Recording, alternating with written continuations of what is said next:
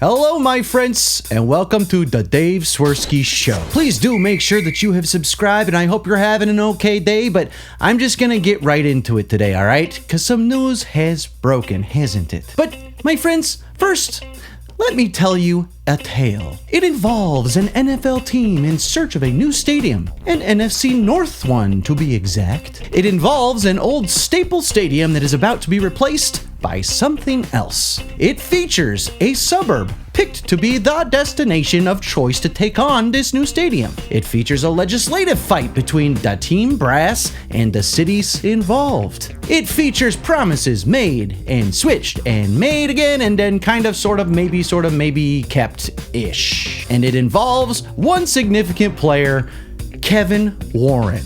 Now, if you think that this is about our beloved team, the Bears, you would be wrong, my friend, because this is a story of a saga that happened before the drama of Arlington Heights versus Hammond versus Chicago. This involved the team up north, the Vikings. But does it sound familiar? Well, today, I'm going to be talking all about the Bears and this stadium saga that has consumed the last handful of years of our fandom and our lives. And what I described just now was what happened when Kevin Warren was in charge of building US Bank Stadium up in Minnesota. There was a preferred location. The Vikings didn't want to build on the location of the old Metrodome. The Vikings' preferred option on a large former Army ammunition plant site in the northern suburbs. The Wilf ownership groups had spent years pushing that location because it offered something the Metrodome site couldn't: a massive amount of land for parking, tailgating, retail, hotels, team facilities, and future development. So by late 2011 and early 2012, team officials were publicly describing Arden Hills as their preferred site. They were negotiating with Ramsey County and promoting a roughly $1.1 billion stadium plan there. So fast forward to where the governor at the time in Minnesota got them to develop a deal to give the Vikings funds towards a stadium. And the end of our Vikings portion of the story today is that they got US Bank Stadium at the site of the Metrodome, and Kevin Warren parlayed that project's negotiations and successful end result into his current gig as president of football operations and apparently wingman to polls at the draft, and weirdly hanging out at the background of the locker room when Ben Johnson is giving his amazing good, better, best speeches, and on the board of the directors that just voted to most likely send the pride and joy of Illinois over state lines and into Indiana to build their new stadium. So how did we get here? What happens next? Well, buckle up, my friends. Here we go. It's the history of the Bears in Soldier Field, which dates back to 1971. While before they moved into the stadium, the Bears had played select charity games at Soldier Field as early as 1926. They didn't move in officially till 1971. The team previously played their games at another iconic Chicago venue, Wrigley Field.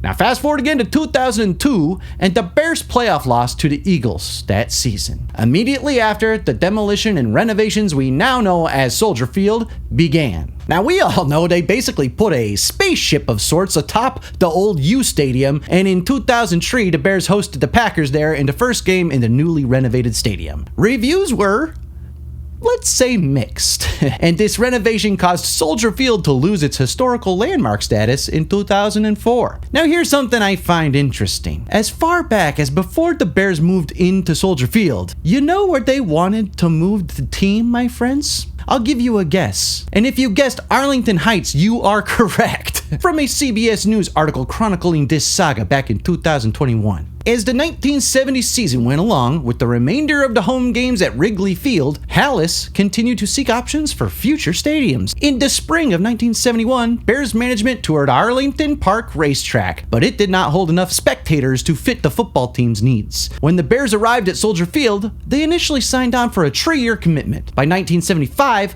a move to Arlington Heights was being floated again. As quoted by the Daily Herald, Bears owner George S. Papa Bear Hallis told the Arlington Heights Chamber of Commerce, quote, "I hope and pray that 1977 will find the Bears contending for a title in a new stadium in Arlington Heights," end quote. Now this back then also ruffled feathers with the mayor of Chicago at the time, Richard Daley Sr. Politics and money did what they do, and the Bears stayed at Soldier Field. Then renovations made at Soldier Field made it more attractive to stay. But as the coach with the big Ditka energy, Mike Ditka took over the team in 1982, soon a historic event took place at another featured player in this saga. That's right, A fire burned down the Arlington Heights racetrack. This is the Channel 2 News at 6. Good evening. Arlington Park, the premier track in Illinois horse racing, has been destroyed by fire. No people or horses were injured. And Don, the fire seemed to be contained late this morning, but this afternoon, flames swept through the huge grandstand. Our coverage begins with John Drummond, who is live at the fire scene. John? Harry, behind me, the charred rubble that was once the grandstand of the Arlington Park racetrack. The grandstand and several other buildings destroyed by fire. The flames, or I should say the smoke, is still smoldering here, but earlier today, the scene was that of a raging inferno. As Bob Oates reported in the Los Angeles Times on August 7th, 1985, one short week after the fire, the Bears were floating a plan to redevelop the site with a new racetrack along with a sports stadium, quote, similar to the Meadowlands in New Jersey. Oates quoted then Bears president Michael McCaskey as saying, quote, my grandfather surveyed the whole Chicago area for a new Bear ballpark 10 years ago and put Arlington at the top of the list. I'm hopeful. So the McCaskies got a thing for Arlington Heights due to Papa Bear Hellis having one for him. Now that proposal actually would have included the Cubs playing at Arlington Heights as well, but lights issues kept them from doing so, and Wrigley instead installed their new lighting system in 1988. The idea of a move to Arlington Heights for the Bears kept coming up over and over and over again as the years went on. A 1987 Chicago Tribune report indicated that a developer at the time pushed a plan for a Bears Stadium across the street from Arlington Park. Once more, the Bears ended up staying where they were. 4 years later, a November 1991 UPI report noted that Arlington International Racecourse Chairman Richard Dukakis said that he and McCaskey were discussing a possibility of a new stadium on the northwest corner of the racecourse property. That plan did not work out. And then in December of 1994, as Lester Holt reported on CBS 2, top Illinois lawmaker wants to turn Arlington Park racetrack into the home of the Chicago Bears. Senate President James Pate Phillips says the park could be a site for a new stadium now that next year's racing schedule has been canceled. Phillips, by the way, is a Bears season ticket holder. He says he would support building a stadium with public funds. And on a personal note, Phillips says he's tired of fighting Chicago traffic to go to Bears games. Mind you, he lives in Wooddale, just a few miles from Arlington Park. So then, if you can believe it, history repeats itself, I guess. The following year, with the lease term coming up again, the Bears once again floated a move away. But this time, get this, they were thinking about moving to Gary, Indiana. They first had desires to go build in Aurora, Hoffman Estates, Naperville, and Warrenville, but that pivoted to crossing state lines into Indiana. It was a plan for a $482 million new stadium and entertainment complex in Gary called Planet Park. Now that fell apart, and obviously the Bears once again stayed in Soldier Field, but the similarities here are eerie, my friends. So fast forward to 2021, when the Bears began all the paperwork on buying and owning the Arlington Heights racetrack property, with thoughts to build a whole stadium complex and business district on the land. After the purchase of Arlington Heights and the mock-up of the design, Chicago still had a dog in that fight. Remember that sweet rendering we got of the new Lakefront Stadium and Museum Campus reimagining?